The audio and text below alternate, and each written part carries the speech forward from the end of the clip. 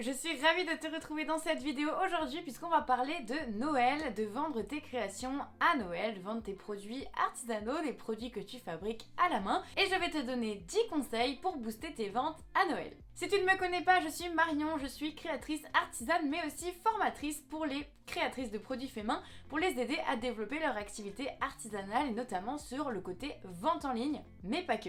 N'hésite pas à t'abonner à la chaîne pour être au courant de toutes mes vidéos, conseils ou coulisses qui te permettront de développer toi aussi ton activité artisanale comme tu le souhaites. Mon premier conseil, ça va être de planifier ton temps. Et oui, cette vidéo sortira probablement à la période de septembre et tu te dis que c'est peut-être un petit peu tôt pour parler de Noël, de la saison de Noël. Eh bien non, figure-toi que le temps passe très vite et quand on a une entreprise et qu'on souhaite vendre des créations, eh bien il y a tout un tas de choses auxquelles il faut penser. Le temps file très très vite quand on approche de la saison de Noël et surtout que la saison de Noël peut débuter finalement plus tôt que Noël évidemment puisque les gens achètent les créations pour offrir, donc il peut y avoir un certain flux de commandes qui commence à arriver dès le mois de novembre à peu près. Ce qui fait que finalement il faut que tu te prépares en amont, c'est-à-dire pour les mois plutôt de août, septembre, octobre, pour préparer justement ta saison de Noël. Et entre la fabrication, le stock, la communication, etc., il peut y avoir beaucoup de choses à gérer. Mon conseil, c'est donc de rester bien organisé. Alors bien organisé, ça veut dire quoi? Ça veut dire que tu peux éventuellement préparer du stock en amont, ou si tu fais pas de stock, et bien commencer à pré-découper certaines choses, peut-être t'aider sur les packaging, commencer à mettre, par exemple, plier des cartons d'emballage pour avoir des packaging tout prêts. Pour ta communication, et bien ça veut dire utiliser un calendrier éditorial pour vraiment savoir ce que tu vas dire, à qui, à quel moment, comment, pour en fait libérer ton cerveau. Dès que tu t'organises, dès que tu as une liste très claire d'actions à faire et puis que tu planifies ça dans le temps, eh bien tu vas être beaucoup plus efficace. Donc mon premier conseil par-dessus tout, c'est quoi que tu aies envie de mettre en place pour cette saison de Noël, pour développer les ventes de tes créations, eh bien organise-toi. Le plus simple pour s'organiser et le plus efficace, c'est de commencer toujours par la deadline de fin. Quelle va être la deadline de fin, la deadline à laquelle tu dois être prête, donc la date à laquelle tu dois être prête pour pouvoir vendre tes créations. Et ensuite de remonter comme ça dans le temps pour savoir au fur et à mesure si je dois être prête à cette date, il faut forcément que ça se soit prêt à cette date, que ça a été mis en ligne. Du coup ça veut dire que ça doit avoir aussi été reçu par exemple comme packaging, donc ça a dû être commandé à telle date. Et au fur et à mesure que tu remontes comme ça dans le temps, tu arrives finalement à planifier et organiser plusieurs mois à l'avance ta saison de Noël. C'est hyper important de faire cette étape parce que ça te permettra aussi de valider que tu as bien le temps de tout faire. Parce que souvent, pour une saison de Noël, eh ben, on a envie de mettre en place tout plein de choses, de faire des marchés, de faire de la vente en ligne, etc., d'être présent partout. Et on n'est pas forcément capable de le faire correctement. Donc remonter comme ça dans le temps, ça te permettra de voir quelles sont les tâches à faire chronologiquement pour arriver à la fin à être prête à ta saison de Noël. Combien chacune de ces tâches te demande de temps à y allouer. Et puis ensuite, regarde si c'est compatible évidemment avec le temps que tu as disponible pour travailler sur ton projet et sur cette fin d'année pour développer ton activité artisanale.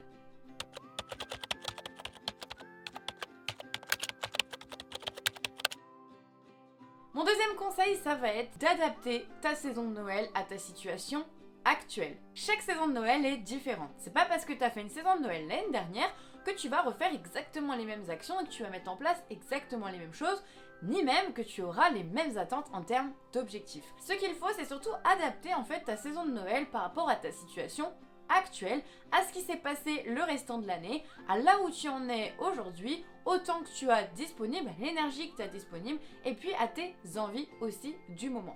On évolue constamment dans un sens comme dans un autre, évidemment, et parfois il y a des moments de notre entreprise où on va plus ralentir sur certains aspects et plus accélérer sur d'autres, et puis par moments, ça va être l'inverse. Donc il faut aussi être capable de savoir analyser là où tu en es aujourd'hui. Par exemple, si tu as vendu toute l'année en vente en ligne et que pour toi les marchés, c'est quelque chose qui te paraît vraiment flou, participer à des marchés de créateurs, que tu n'en as jamais fait, que tu n'as aucun matériel, parce qu'il faut aussi du matériel évidemment pour organiser ton stand, que tu n'as pas du tout cherché en fait de liste de marchés auxquels participer, que tu te retrouves au mois de septembre par exemple avec zéro participation, zéro inscription à des marchés, mais que tu te dis je veux absolument en faire pour Noël. Il faut peut-être prendre en considération le fait que tu es très forte et que tu es habituée à faire de la vente en ligne et donc peut-être finalement rester sur ce que tu sais déjà faire plutôt que d'aller tester des nouvelles choses, quitte à vraiment être perdu, te rajouter de la charge mentale, du stress et beaucoup de choses sur ta to-do list,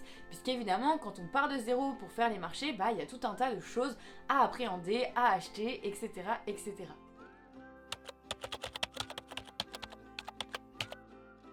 Mon troisième conseil, c'est de miser sur ce qui fonctionne déjà en termes de produits et aussi en termes d'actions. Évidemment, la fin d'année, elle est particulière.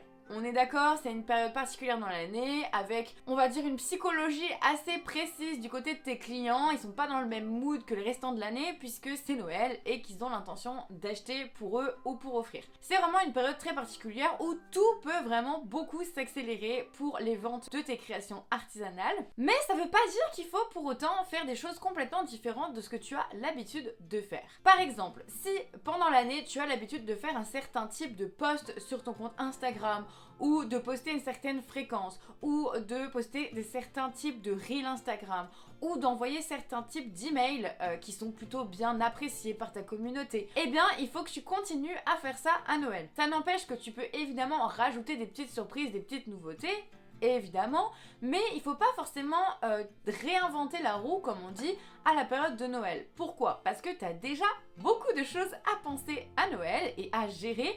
C'est une grosse période, donc quoi qu'il arrive, tu vas devoir fabriquer plus, vendre plus, gérer plus de clients, etc. etc.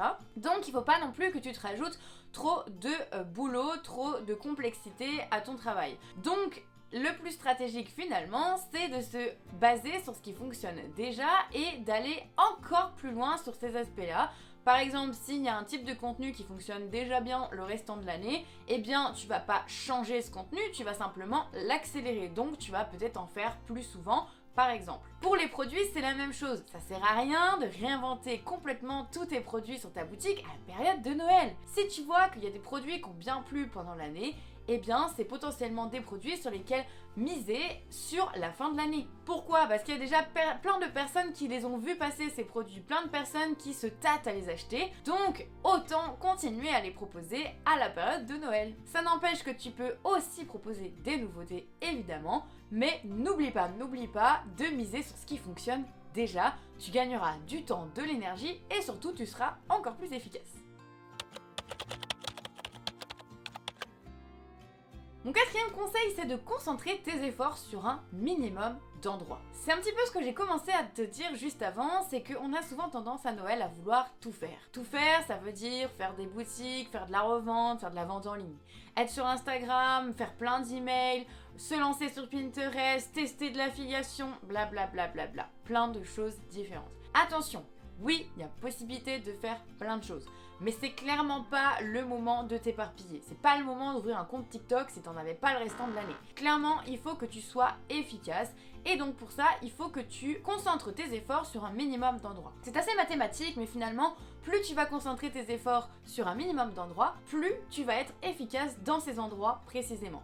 Plus tu vas éparpiller comme ça ton énergie et tes actions, plus tu auras un tout petit peu de résultats aux différents endroits où tu es présent, mais du coup, ça ne sera pas forcément suffisant pour que tu aies des ventes à la fin. Donc que ce soit notamment en termes de communication ou de stratégie de vente, je t'encourage absolument à concentrer tes efforts sur un minimum d'endroits. Reste par exemple, et c'est vraiment les meilleurs conseils que je peux te donner, sur Instagram et l'utilisation de l'email, ce sont les deux outils les plus stratégiques pour faire décoller vraiment les ventes de tes créations à Noël. Si tu es déjà sur de la vente en ligne, reste sur de la vente en ligne, ça sert à rien de commencer à aller potentiellement sur d'autres canaux de vente, sauf si ça te fait plaisir et que tu te sens prête et que tu as le temps pour le faire. Mais s'il te plaît, ne commence pas à partir dans tous les sens. Le mieux, c'est de concentrer tes efforts. Si par exemple, en termes de stratégie de visibilité, tu as envie de miser sur les partenariats, eh bien, mets ton temps à 100% sur cette stratégie d'acquisition et va chercher le plus de partenariats possible pour développer la visibilité de ta marque. N'essaye pas en fait de faire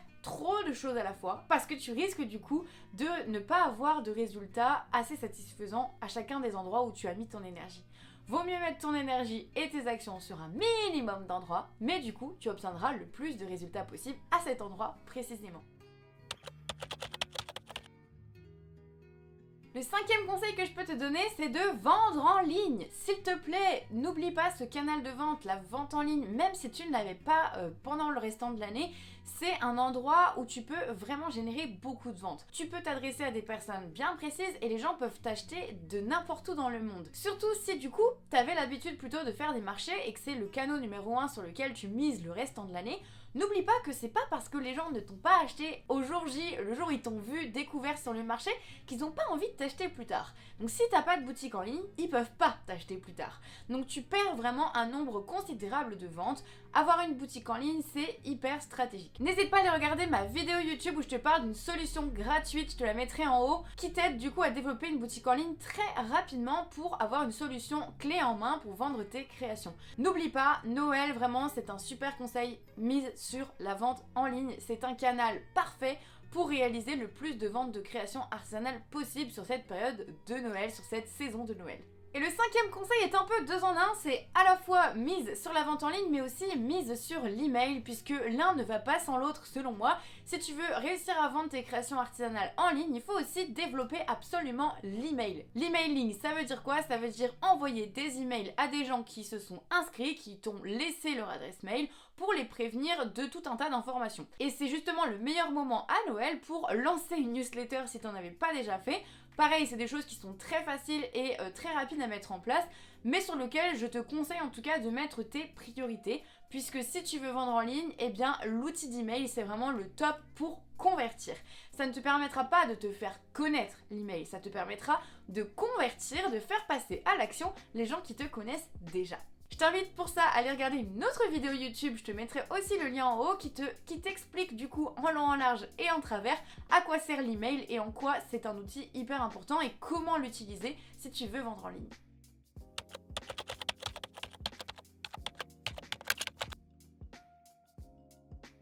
Mon sixième conseil ou idée, c'est de proposer des produits spéciaux Noël, c'est-à-dire de créer des produits vraiment spécifiques qui seront proposés uniquement à cette période de Noël. Ça peut être tout un tas de choses, ça peut être des packagings spéciaux pour Noël, des produits vraiment spécifiques pour Noël, ça peut être de mettre en place des promos spéciales Noël, de faire des lots spécifiques pour Noël, bref, il faut laisser libre cours à ta créativité et là évidemment on pourrait en parler pendant des heures. J'en parle plus précisément dans mon programme de formation, je t'invite à aller découvrir, le lien est en description sous la vidéo, mais en tout cas laisse libre cours à ta créativité et vraiment brainstorm un petit peu avec toutes les idées que tu peux avoir parce que Noël c'est aussi un moment assez intéressant quand on est créatif où on peut s'éclater en termes d'idées et puis tester des choses et puis lancer vraiment des choses très spécifiques sur Noël, profiter de l'ambiance, de la saison, du contexte finalement pour lancer des nouvelles idées et voir un petit peu ce que ça donne, faire des choses très spécifiques uniquement sur cette période de l'année, que ce soit en termes de produits,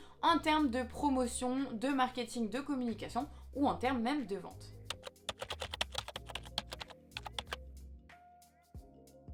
Mon septième conseil, ça va être de miser sur les partenariats à Noël. S'il y a bien un moment de l'année où tu peux miser sur cette stratégie de visibilité, c'est vraiment à Noël. À Noël, il y a beaucoup de partenariats qui se mettent en place, il y a beaucoup d'influenceurs, de marques, etc. qui ont à cœur aussi de faire découvrir des marques qu'ils aiment, des marques qu'ils suivent le restant de l'année. Et donc, il y a plein d'initiatives qui se mettent en place sur cette fin d'année. Donc, je t'encourage à vraiment aller regarder, creuser ce sujet des partenariats parce que les partenariats peuvent prendre tout un tas de formes très différentes. Ça peut être des partenariats gratuits, des partenariats payants, des envois de cadeaux, de la co-création de produits. Bref, il y a plein de choses à faire. Mais en tout cas, c'est toujours quelque chose qui t'apportera de la visibilité à 100% si c'est bien fait, si c'est bien mis en place. Encore une fois, si t'es un peu perdu sur le partenariat, c'est des choses que j'apprends dans mon programme de formation complet destiné aux créateurs et créatrices de produits faits main. Mais c'est une stratégie sur laquelle je te conseille de miser à 10 000%.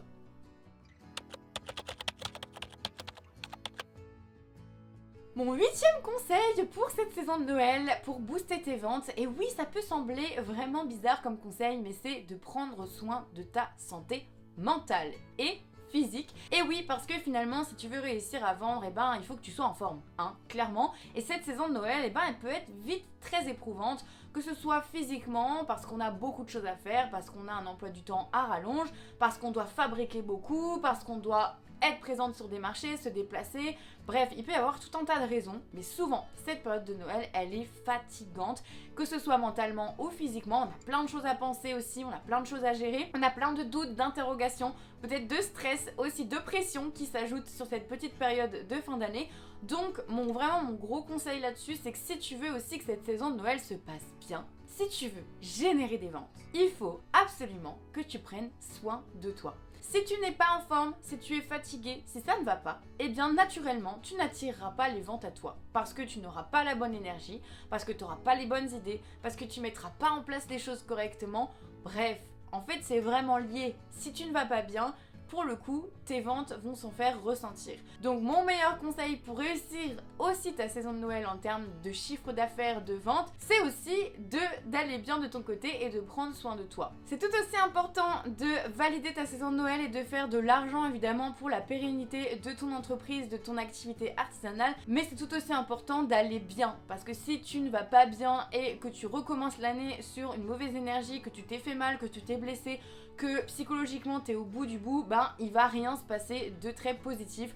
Donc je t'encourage à faire vraiment attention à ça, d'écouter tes limites, d'écouter ton corps et justement de ne pas vouloir trop faire de choses. Écoute-toi et prends soin de toi s'il te plaît. Cette période de fin d'année peut être très chargée, donc fais attention et prends soin de toi.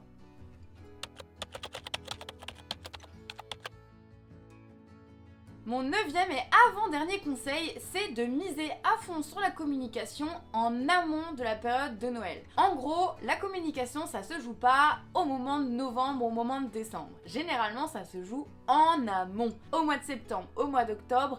Et tu peux même commencer au mois d'août, même si c'est un peu tôt, mais en tout cas tu peux commencer à préparer certaines choses. La communication, ça se gère vraiment en amont. Tu ne vas pas commencer à parler de Noël dès le mois de septembre, évidemment que non, mais tu vas préparer les choses en fait. Et il faut miser sur la communication, il faut préparer ta communication avant que la saison de Noël ait débuté, parce que à la saison de Noël, quand vraiment ça commence, au mois de novembre, au mois de décembre, eh bien tu vas avoir aussi beaucoup plus de concurrence, beaucoup plus de personnes qui vont commencer à communiquer, envoyer l'artillerie lourde pour faire connaître leur marque et leurs produits. Donc si tu veux vraiment tirer ton épingle du jeu, eh bien il faut te préparer en amont et commencer à mettre en place des actions pour développer la visibilité de ta marque en amont. Tu ne parleras pas forcément de Noël, mais tu développeras la visibilité de ta marque de manière générale, en prévision de ce qui va arriver à Noël. Plus tu attires de personnes en amont, avant ta saison de Noël, plus tu as de chances de convertir le jour J, au mois de novembre, au mois de décembre, les gens qui seront déjà présents à passer à l'action et à acheter tes créations.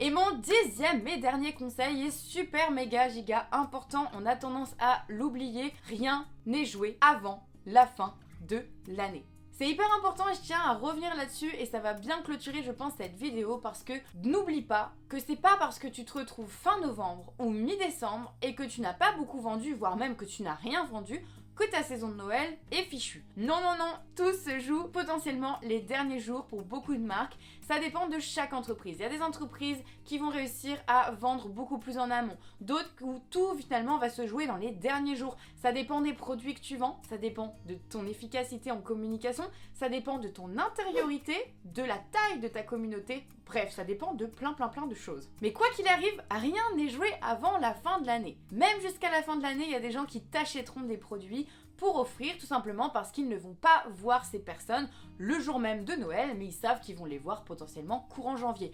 Donc il y a vraiment des commandes, des ventes, des achats qui se font jusqu'au dernier moment, jusque fin décembre. N'oublie pas qu'avant d'avoir fêté la fin de l'année et la nouvelle année, rien n'est joué pour ta saison, tu peux continuer de vendre des produits. Donc ne lâche rien, c'est pour ça que vraiment l'entrepreneuriat et plus spécifiquement la saison de Noël, ce n'est pas un sprint, c'est un marathon, il ne faut rien lâcher jusqu'à la fin et rester assez constante dans son énergie, dans ses actions, dans sa motivation, même si c'est pas facile tous les jours, mais vraiment il faut rester motivé jusqu'à la fin. Et pour ça, évidemment, c'est lié à tous les conseils que je t'ai donnés au préalable. Il faut bien t'organiser, il faut miser sur les bonnes actions, il faut prendre soin de toi, etc. etc. J'espère que cette vidéo t'a plu et que ces 10 conseils te permettent d'y voir un peu plus clair sur ce qui t'attend sur cette prochaine saison de Noël, que ce soit là dans quelques semaines ou même l'année prochaine en fonction de quand tu regardes cette vidéo. J'espère en tout cas qu'elle elle te permet de comprendre quels sont un peu les enjeux de cette saison de Noël. Sache que tu peux faire jusqu'à 50-60% de ton chiffre d'affaires de l'année sur uniquement une saison de Noël.